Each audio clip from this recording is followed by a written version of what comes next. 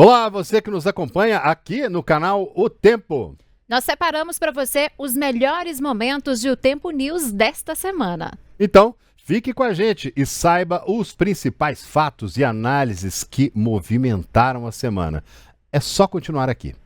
O Supremo Tribunal Federal encerrou hoje as oitivas de testemunhas indicadas pelos réus do núcleo crucial, como está sendo chamado, da ação por tentativa de golpe de Estado. O último a ser ouvido foi o senador Rogério Marinho, do PL, do Rio Grande do Norte, inclusive ex-ministro, durante aí o governo de Jair Bolsonaro. Ele foi indicado para depor pelas defesas do ex-presidente e também de Walter Braga Neto. Os depoimentos tiveram início em 19 de maio. Até o momento, pelo menos 51 pessoas já foram ouvidas como testemunhas de defesa dos réus do núcleo crucial. E com o fim do ciclo de oitivas de testemunhas, o STF vai passar os interrogatórios do núcleo crucial da tentativa de golpe, que inclui, além de Bolsonaro, políticos próximos ao ex-presidente e também militares de alta patente, como é o caso aí de Braga Neto, que é ex-ministro da Defesa da Casa e também da Casa Civil, Augusto Heleno, ex-ministro do Gabinete de Segurança Institucional. Vamos relembrar quem faz parte deste núcleo crucial. A gente separou, além desses que eu citei, olha só, a gente separou alguns ali. Alexandre Ramagem também, que a gente tem falado bastante sobre ele por aqui, A gente vai falar de alguns que estão todos ligados ali ao ex-presidente Jair Bolsonaro. O Alexandre Ramagem, ex-diretor-geral da Agência Brasileira de Inteligência, que é a ABIN, Também o Almir Garnier Santos, que é ex-comandante da Marinha do Brasil. Também integra aí essa lista o Anderson Torres, que é ex-ministro da Justiça e ex-secretário de Segurança Pública do Distrito Federal. Também está ali presente General Augusto Heleno, que é ex-ministro do Gabinete de Segurança Institucional da Presidência. Quem também integra essa lista, Mauro Cid. Já falamos muito dele também por aqui, O Mauro Cid é ex-chefe da ajudância de ordens da presidência. Paulo Sérgio Nogueira também, que é ex-ministro da Defesa. E também Walter Souza Braga Neto, ex-ministro da Casa Civil. Então são estes aí, que a gente trouxe para você, que integram aí, que estão ligados diretamente a Jair Bolsonaro, O ex-presidente é do núcleo crucial, segundo a PGR, que é a Procuradoria-Geral da República. Larissa, o que a gente tem de mais informações sobre este último dia de oitivas, hein? Olha, dentro do esperado, Síria, como você disse, a última testemunha foi ouvida, foi o senador Rogério Marinho, e ele negou que Jair Bolsonaro, que o ex-presidente Jair Bolsonaro tenha sinalizado a intenção de uma ruptura institucional em 2022. Ou seja, saindo em defesa ali do ex-presidente Jair Bolsonaro, assim como fez, por exemplo, o governador de São Paulo, Tarcísio Gomes de Freitas. Então, digamos que dentro do que se imaginava que seria dito mesmo, Síria. O ministro do Supremo Tribunal Federal, Alexandre de Moraes, quebrou o sigilo das gravações dos depoimentos das 52 testemunhas de defesa e acusação dos réus do núcleo 1 da trama golpista. Nós separamos alguns trechinhos mais importantes para a gente trazer aqui para você, Síria? Pois é, André, e um dos principais momentos, um dos momentos mais tensos, na verdade, foi durante o depoimento do general Freire Gomes, comandante das Forças Armadas durante o governo Bolsonaro. Ele foi duramente advertido pelo relator do inquérito, o ministro Alexandre de Moraes. Vamos acompanhar. Doutor Paulo, nós tivemos diversas reuniões, obviamente que cada um expressava a sua opinião quando solicitado pelo presidente. Eu acredito que o senhor esteja se referindo, pelo que eu entendo, nesta conversa que nós tivemos com o presidente, em que eu expus a ele a importância dele avaliar todas as condicionantes, inclusive o dia seguinte de uma tomada de decisão que fosse, e eu estava focado na minha, vamos dizer assim, lealdade de ser franco ao presidente do que nós pensávamos. O brigadeiro Batista Júnior também falou, eu não recordo exatamente, ele foi contrário a qualquer coisa naquele momento, e como fui muito enfático no que eu falei, que eu me lembre, o que o ministro da Defesa fez foi ficar calado, e o almirante Garnier tomou uma postura dele, eu acho que ele também foi surpreendido por aquilo tudo ali. Não me lembro dele ter dito que ele apenas demonstrou, vamos dizer assim, o respeito ao comandante em chefe das Forças Armadas e que não tinha opinião efetiva naquele momento. Não interpretei como qualquer tipo de conluio, o senhor me desculpe. Doutor Paulo, por favor, eu queria advertir a testemunha novamente dos termos do artigo 342. A testemunha, ela não pode omitir o que sabe. Então, eu vou aqui dar uma chance à testemunha de falar a verdade. Se mentiu na polícia, tem que dizer que mentiu na polícia. Agora, não pode, agora, perante o Supremo Tribunal Federal, falar que não lembra, que talvez, que eu estava focado somente no que eu pensava. A testemunha é general do Exército, é uma pessoa que foi comandante do Exército, consequentemente está preparado para lidar sobre tensão, tanto no interrogatório da polícia, no depoimento, quanto aqui.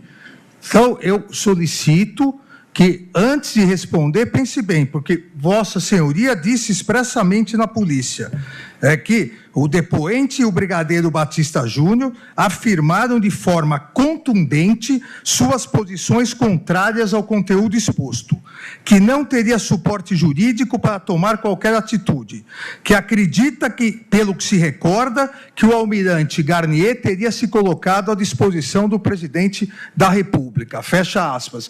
Então, comandante, ou o senhor falseou a verdade na polícia ou está falseando a verdade aqui. Então, eu gostaria novamente de advertir do artigo 342 e retorno a palavra ao Procurador-Geral da República. Questão de ordem, excelência, sobre a pergunta. Defensor do almirante Garnier. Pois não, doutor Demóstenes. Senhor ministro, veja bem. Qual a questão de ordem, de fato? A questão de ordem é a seguinte: a reunião na qual Almir Garnier teria supostamente se colocado à disposição do presidente da República não integra o objeto da presente ação penal. No dia 7... Doutor, isso não é questão de ordem. No seu momento de indagar, de ordem. No momento de indagar, Vossa Excelência vai poder indagar. Não, mas por favor, só. A palavra ao Procurador-Geral da República. Excelência, eu posso pedir pelo bom funcionamento aqui do depoimento? Por favor, doutor. É que, como tem algumas questões no depoimento aí de mais de 15 páginas, se porventura vier com algumas questões, abre aspas, né, de que foi falado e que não foi, se puder transmitir aqui, colocar aqui na tela, porque como é prova dos autos... Doutor, eu não acredito, eu não posso acreditar que Vossa Senhoria não tenha conversado com seu cliente antes e pedido para ele ler o depoimento que ele fez na polícia. Não seria crível isso. Então, aqui, se as defesas e a Procuradoria-Geral quiserem ler trechos, não há nenhum problema. Agora, não será colocado na tela. Por favor, Procurador-Geral, continue. Eu volto à pergunta, comandante. O senhor afirmou que acredita que o almirante Garnier teria se colocado à disposição do presidente da República quando ele apresentou essas minutas, quando ele apresentou esses projetos de decreto e medidas que fugiam à normalidade democrática. O senhor tem alguma coisa a dizer sobre isso? O senhor confirma que o almirante Garnier se colocou à disposição do presidente da República para implementar essas medidas? Doutor Paulo, data vênia, eu gostaria de fazer uma correção aqui, que com 50 anos de exército eu jamais mentiria. O que eu quis relatar aqui foi que eu relatei agora, que eu e o brigadeiro Batista Júnior nos colocamos contrários ao assunto e que eu estava focado no que eu falei, que eu não me recordo efetivamente da posição do ministro da Defesa e que o almirante Garnier, ele tomou essa postura de ficar com o presidente Apenas a diferença, ministro Alexandre, é que eu não posso inferir o que ele quis dizer com estar com o presidente. Foi isso que eu quis dizer. Agora, eu não omiti o dado, eu sei plenamente o que eu falei, e afirmo. Ele disse que estava com o presidente, agora a intenção do que ele quis dizer com isso não me cabe. É isso que eu queria que o senhor entendesse. Os depoimentos começaram no dia 19 de maio e foram encerrados ontem, né? Apesar de profissionais da imprensa acompanharem presencialmente as audiências todas ali, gravações de áudio, de vídeo não foram permitidas para evitar que as testemunhas fizessem o quê? Combinassem as versões. Agora, um outro ponto tenso que a gente separou para você aqui nos depoimentos foi o seguinte: Batista Júnior, ex-comandante da Aeronáutica, confirmou que o general Freire Gomes advertiu o ex-presidente Bolsonaro de que poderia ser preso caso ele prosseguisse com o plano. General Freire Gomes é uma pessoa polida, educada. Logicamente, ele não falou esta frase com agressividade com o presidente da República, ele não faria isso, mas é isso que ele falou. Ele falou com muita tranquilidade, com muita calma, mas colocou exatamente isso. Se o senhor tiver que fazer isso, eu vou ter trabalho em prender. Foi algo nesse sentido. Eu vi a discordância entre o que ele falou e o que eu estou falando. Perfeito. E essa GLO, qual era o objeto dela? O que ela pretendia? O que ela planejava? O que se objetivava com ela? Que instituições seriam atingidas? A GLO que nós, militares, estávamos trabalhando era uma GLO para o caso de uma convulsão social no Brasil. Nós não estávamos trabalhando com uma GLO para qualquer outro objetivo que não isso. Okay? Tanto que, no meu depoimento, disse isso, falei com o presidente Bolsonaro. Aconteça o que acontecer, no dia 1º de janeiro, o senhor não será presidente. Ou seja, a GLO que nós estávamos falando era para o caso, por exemplo, de um problema em alguma cidade, algum estado, alguma convulsão social. Nós, os 3 comandantes e o ministro da Defesa não estávamos, no meu modo de ver, falando disso. A desaprovação do governo Lula chega a 57%. A taxa representa uma oscilação negativa em relação a março, quando o número era de 56%, e reforça a tendência de queda na popularidade do governo, que já dura 5 rodadas consecutivas, desde julho de 2024. Os dados são da pesquisa Quest, divulgada hoje. Pois é, e a aprovação do governo, por outro lado, caiu de 41% para 40%. A piora da imagem atinge com mais força a população com renda de até 2 salários mínimos, onde a aprovação caiu de 52% para 50% e a desaprovação subiu de 45% para 49%. O impacto do escândalo envolvendo fraudes no INSS foi um dos fatores citados como agravante. De acordo com o levantamento, 82% dos entrevistados tomaram conhecimento do caso e 31% apontaram diretamente o governo Lula como principal responsável pelas irregularidades, superando menções ao próprio INSS. Pois é, e para 44% dos brasileiros, o governo atual é considerado pior que o de Jair Bolsonaro, enquanto 40% o consideram melhor e 13% veem aí os dois como iguais. E quando comparado às gestões anteriores de Lula, 56% avaliam que o desempenho atual é inferior. Pois é, a percepção de que o presidente não está cumprindo as promessas também cresceu. 70% dizem que Lula não está entregando o que prometeu em campanha e 45% avaliam que o governo está pior do que esperavam. A avaliação geral é negativa para 43% dos entrevistados, regular para 28% e positiva para 26%. E apesar do cenário adverso, houve melhora na percepção sobre a economia.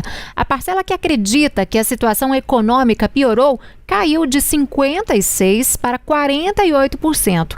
A preocupação com preços de alimentos, combustíveis e contas básicas também recuou, embora ainda tenha aí a maioria.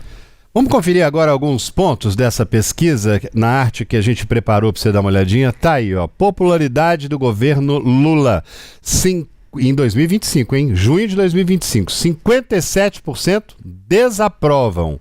Em março era 56%, em janeiro 49%.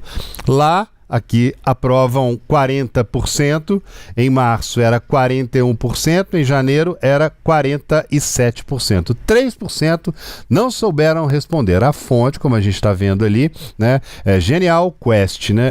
Essa próxima tela aí, né, Cira? Temos aí a popularidade do governo entre Lula. Os católicos, né? Isso. Pois é, André, olha só para você. Entre os católicos, este foi outro recorte, outra análise, né?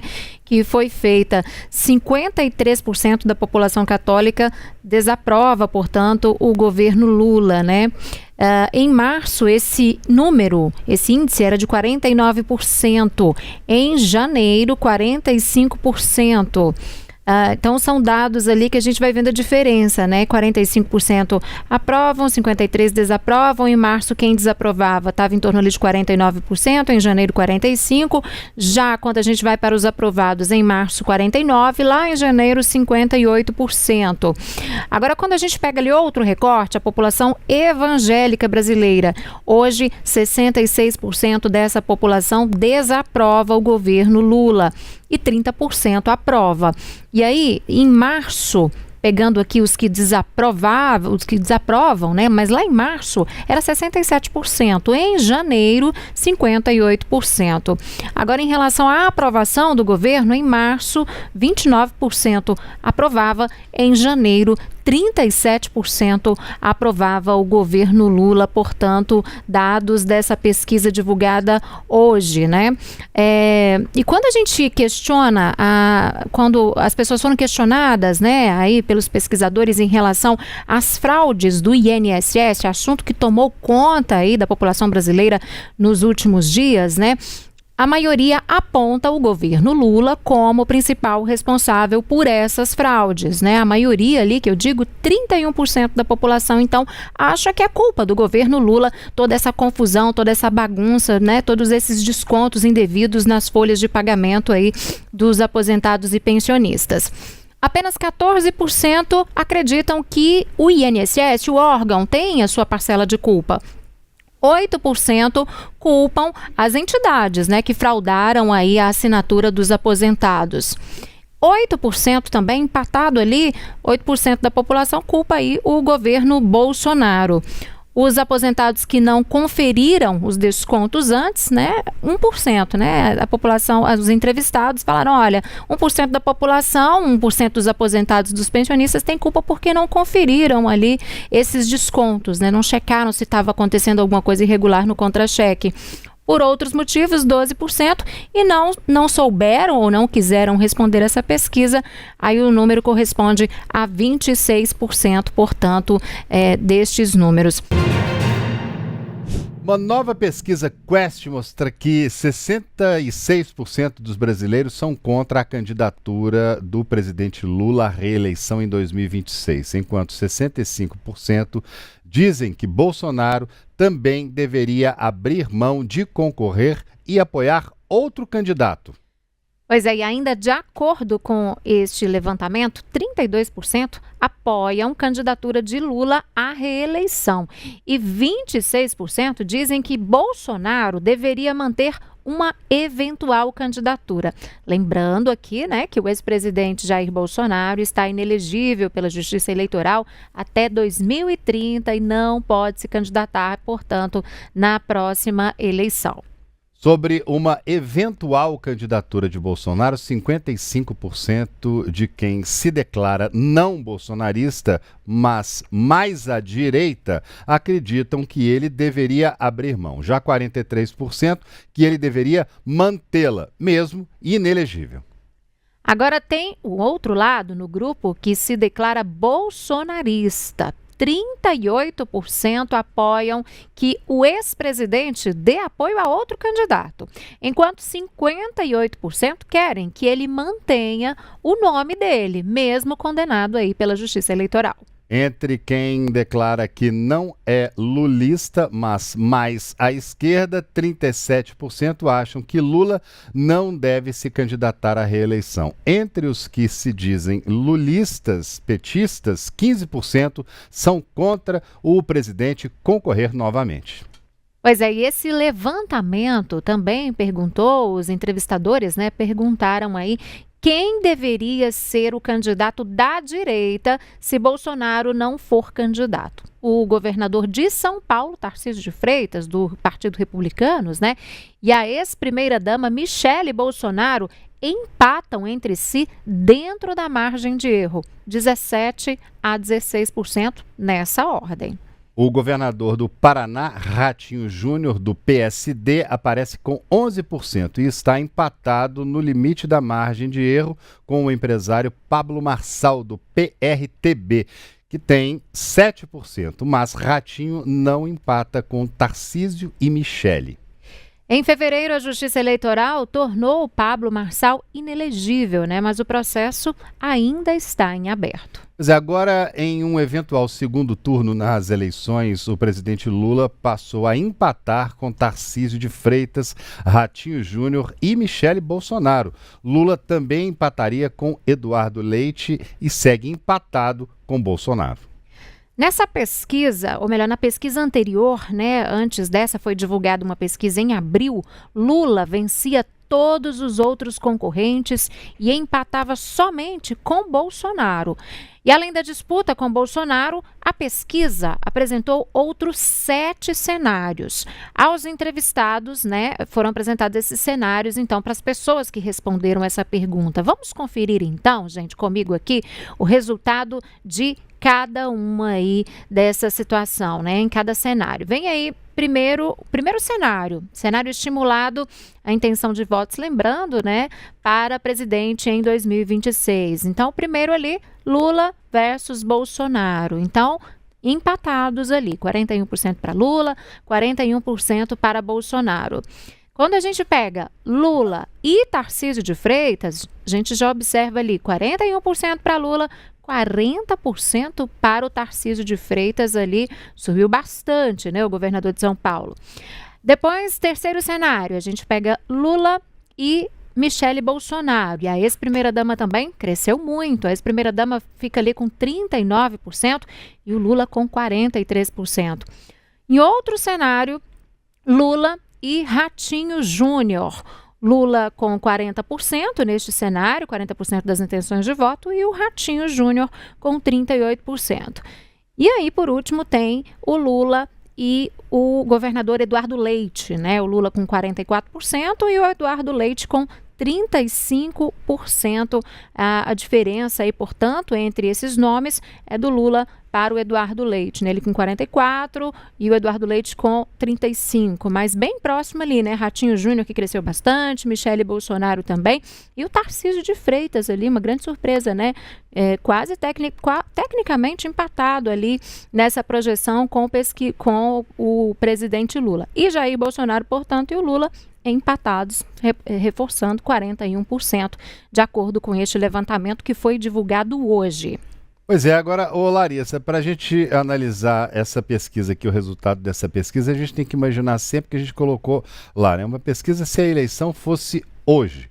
Se as eleições fossem hoje, o quadro seria esse. No entanto, Bolsonaro ainda não se manifestou. Se vai apoiar alguém, ele diz que é candidato, mas está inelegível, ou seja, é bem provável que não seja. Não declarou oficialmente apoio a Tarcísio, não declarou apoio oficialmente à esposa dele, nem ao filho. A partir do momento em que ele for obrigado, que ele não puder mais concorrer, já disse até que é bem provável que ele faça como o Lula fez quando estava preso e mantinha a candidatura ali. Esse cenário vai embolar essas fotinhas que a gente está vendo aí na tela, vão embolar todas, talvez apareça nome novo ali que não está nem aparecendo por enquanto, né? Então, André, vendo, né, toda a repercussão dessa pesquisa Quest de hoje, algo que me chamou muita atenção foi uma avaliação feita pelo diretor da Quest, o Felipe Nunes. Ele disse, né, ele fez essa avaliação dizendo que o seguinte, os números, né, esses números que a gente está vendo hoje mostram que a população está cansada da polarização. E eu achei muito interessante porque, por exemplo, né, quando coloca ali o nome do Ratinho Júnior, como se fosse um nome amplamente conhecido, né? E outros nomes também, ou seja, mostram que as pessoas, isso segundo o Felipe Nunes, que é o diretor da Quest, mostra que as pessoas estão cansadas da polarização e que têm maior conhecimento sobre as alternativas ao ex-presidente Jair Bolsonaro. Daí esses nomes ligados à direita que aparecem na pesquisa, né? Mas que ainda, se a gente for pegar isso de fato na prática, não são nomes tão conhecidos ainda como o de Ratinho Júnior, por exemplo. Então, assim, eu acho interessante a gente observar também do ponto de vista, André, que ok, né, a pesquisa considerou ali uma conjuntura de agora, mas que essa avaliação feita pelo Felipe Nunes, para o pessoal da Globo, inclusive, mostra que é um cenário que tende a se arrastar para o ano que vem, um cenário de uma população cansada da polarização.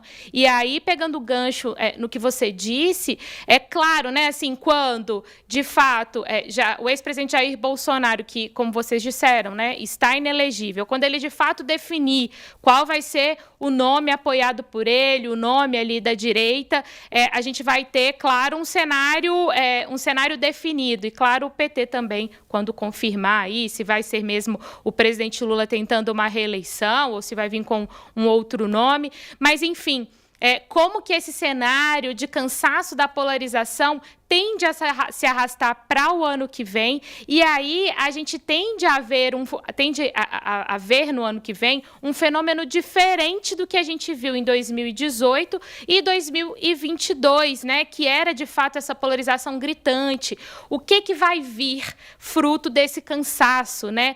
Para 2026 é difícil prever, mas, de fato, se a gente pode ter algo perto de uma certeza, é que vai ser um clima diferente, talvez, de 2018 e 2022, ou por mais que a população esteja cansada da polarização, ainda vamos ficar ali entre um nome da direita e um nome da esquerda, e a polarização vai se repetir, só que em um outro cenário, né? Acho que muitas possibilidades, mas essa avaliação específica, ela foi com base, André e Ciri, acho que vocês também acompanharam isso, com base em 2 números. 66% dos entrevistados acham que o presidente Lula não deveria ser candidato à reeleição e 65% dizendo que Jair Bolsonaro deveria abrir mão da candidatura, e aqui fazendo um parêntese destacando que ele está inelegível, mas que isso foi colocado na pesquisa. Ou seja, números praticamente iguais, rejeitando esses 2 opostos, né, pessoal?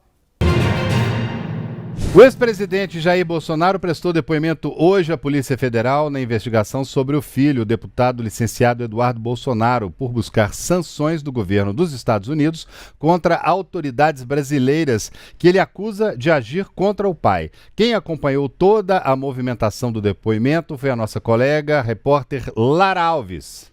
Oi, André, boa noite para você, para todos que estão conosco. Pois é, o ex-presidente Jair Bolsonaro deixou há alguns minutos a sede da Polícia Federal aqui em Brasília, onde ele prestou depoimento por cerca de 2 horas e meia. Na saída, ele conversou com a imprensa sobre esse depoimento que foi prestado no âmbito do inquérito que investiga a atuação do deputado federal licenciado Eduardo Bolsonaro, filho dele, nos Estados Unidos. Esse inquérito foi instaurado pelo ministro Alexandre de Moraes e o depoimento faz parte de uma série de oitivas que são coletadas para embasar a investigação no STF. Vale lembrar que esse inquérito foi instaurado a pedido da Procuradoria-Geral da República, que suspeita da atuação de Eduardo Bolsonaro desde que ele se licenciou do mandato e se mudou para os Estados Unidos com a família. A principal suspeita é que o deputado licenciado esteja articulando sanções do Estado norte-americano contra autoridades brasileiras, entre elas o próprio ministro Alexandre de Moraes,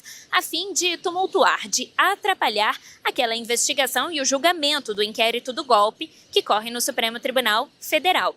Bom, na saída, o ex-presidente Bolsonaro conversou com a imprensa, ele saiu pela garagem da Polícia Federal, parou o carro e respondeu às perguntas que nós tínhamos a respeito desse depoimento. Primeiro de tudo, ele e o advogado Paulo Cunha Bueno desmentiram que foi tratada a questão da deputada Carla Zambelli nesse depoimento aqui na Polícia Federal. Bolsonaro foi, inclusive, muito explícito ao dizer que não tem nenhuma relação, não tem nada a ver, ele usou essas palavras, com a situação da deputada Carla Zambelli, que estava nos Estados Unidos e aparentemente, segundo informações, agora está na Itália e contra ela, inclusive, pesa um mandado de prisão que foi expedido pelo Supremo Tribunal Federal. Bom, em relação a Eduardo Bolsonaro, o advogado Paulo Cunha Bueno explicou que o ex-presidente não era obrigado a responder às perguntas da Polícia Federal, já que se trata de filho dele. Então, ele estava prestando uma ajuda financeira a um filho, então não precisaria responder com base em um artigo da lei brasileira.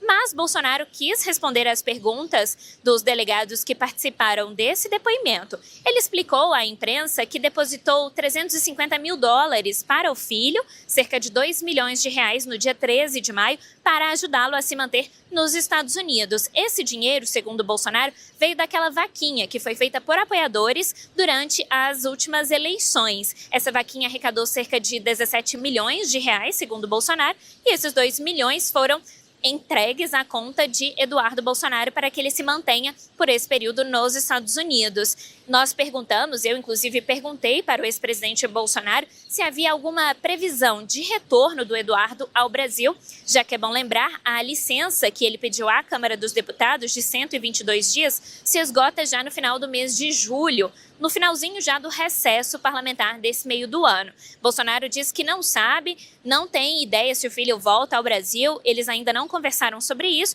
ele não sabe sobre os próximos passos de Eduardo. Claro que nos bastidores já existe inclusive uma articulação para que Eduardo faça campanha à distância para concorrer ao Senado Federal pelo PL de São Paulo na eleição de 2026. Mas isso ainda não está confirmado, Bolsonaro não fala abertamente sobre isso. Durante toda a conversa com a imprensa, ele ressaltou o fato de ser pai de Eduardo, de que precisava ajudar o filho, independente da circunstância. Diz também que se orgulha muito do legado e do trabalho que o filho Eduardo tem feito.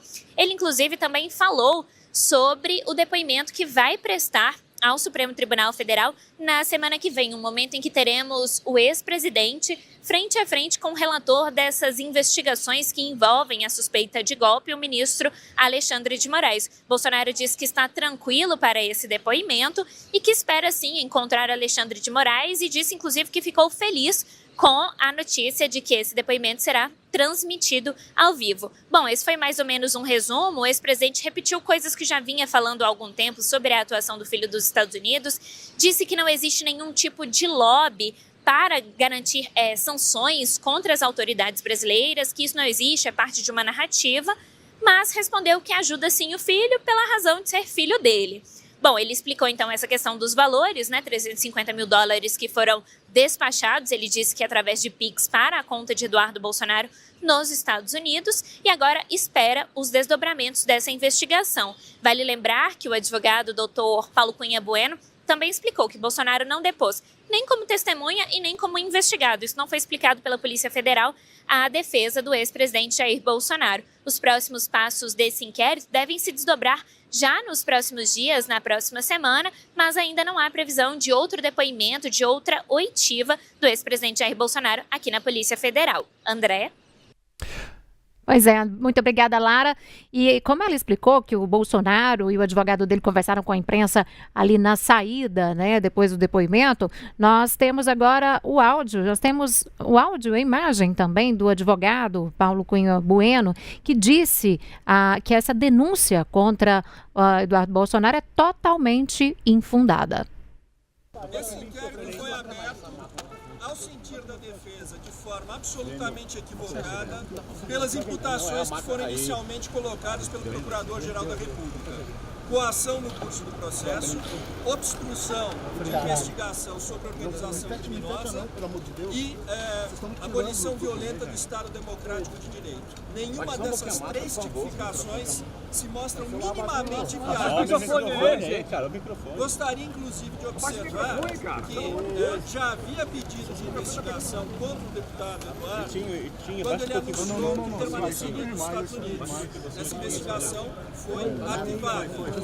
De lá para cá, não houve nenhum fato novo, a não ser as declarações do secretário de Estado, Marco Rubio, que justificassem a abertura dessa investigação.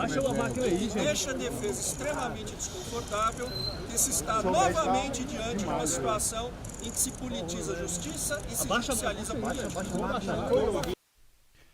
Pelo que a gente vê, isso já dá mais ou menos uma amostra do que vai ser na semana que vem, quando o Bolsonaro vai prestar depoimento ao STF para falar sobre a denúncia de tentativa de golpe. A defesa dele sempre tem ido para o lado da perseguição, dizendo que ele está sendo perseguido, que ele não está tendo chance de defesa. Durante essa entrevista coletiva, foi muito confusa agora à tarde em Brasília. Durante essa entrevista, o Bolsonaro afirmou mais uma vez que está sendo perseguido. É o que ele tem falado constantemente. Vamos ouvir. A perseguição continua.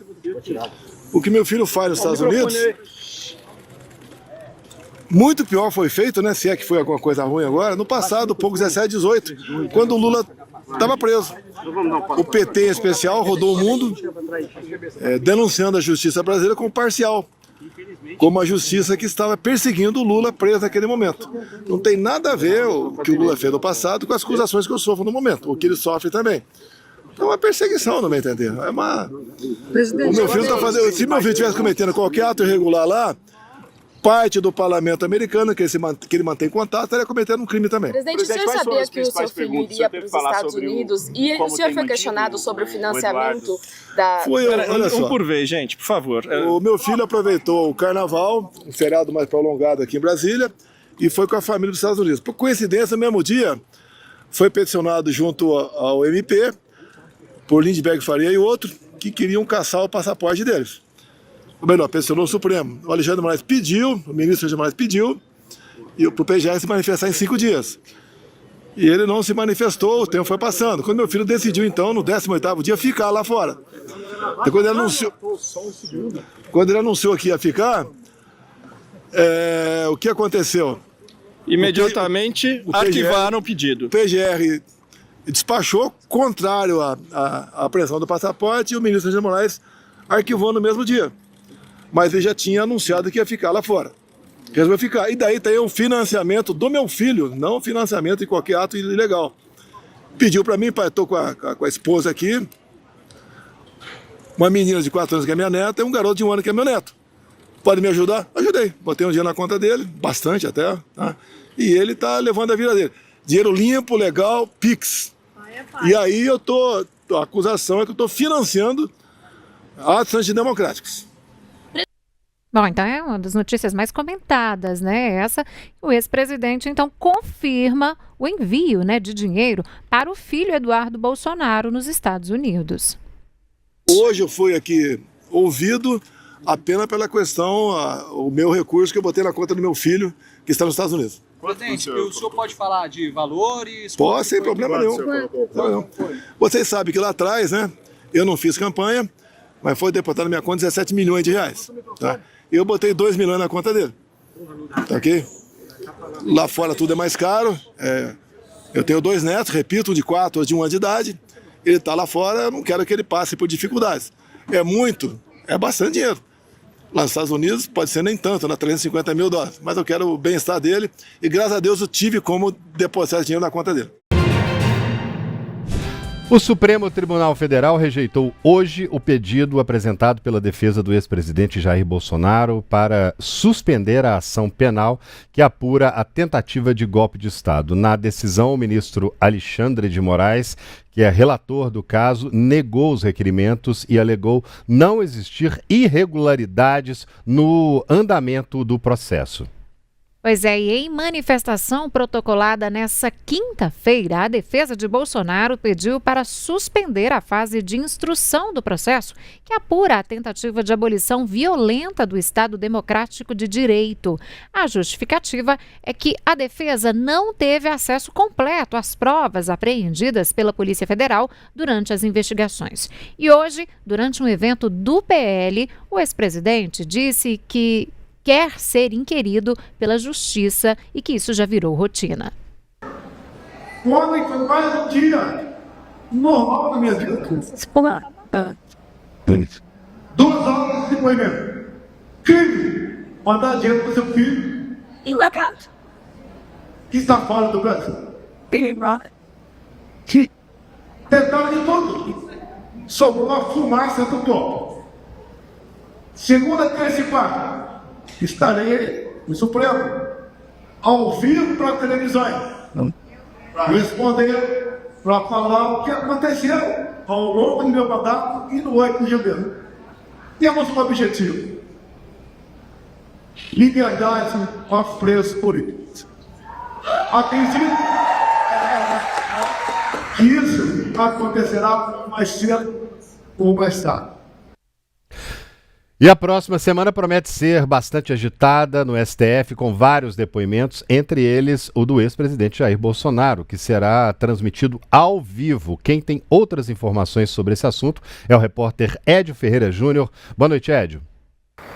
Boa noite para vocês aí no estúdio, a quem nos acompanha aqui no canal de O Tempo no YouTube. É isso, na próxima segunda-feira o Supremo Tribunal Federal começa a ouvir em interrogatórios os 8 réus denunciados pela Procuradoria-Geral da República da chamada trama golpista. É o núcleo 1, que foi apontado pela PGR como núcleo crucial para que esse plano de golpe fosse levado adiante. Serão ouvidos os 8 réus, a começar pelo delator dessa trama golpista, que é o tenente-coronel e ex-ajudante de ordens do Palácio do Planalto, Mauro Cid. Na sequência, os réus vão ser ouvidos por ordem alfabética. Primeiro, o Anderson Torres, que é o ex-ministro da Justiça, na sequência Alexandre Ramagem, que é ex-diretor da ABIN e atual deputado federal, Almir Garnier, que é ex-comandante da Marinha, o Augusto Heleno, que é ex-ministro do GSI, na sequência vem Jair Bolsonaro, que é o ex-presidente, depois Paulo Sérgio Nogueira, que é o ex-ministro da Defesa, e por último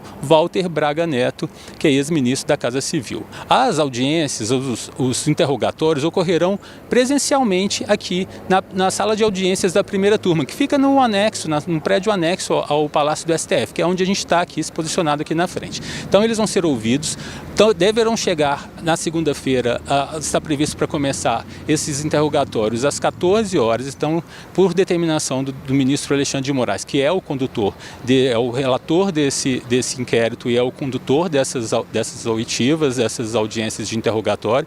Eles deverão chegar 30 minutos antes aqui, todos, e vão estar em salas separadas. De acordo com o ministro Alexandre de Moraes, eles podem se cumprimentar, mas eles têm que seguir as medidas cautelares impostas pela Justiça, que é de não se comunicar.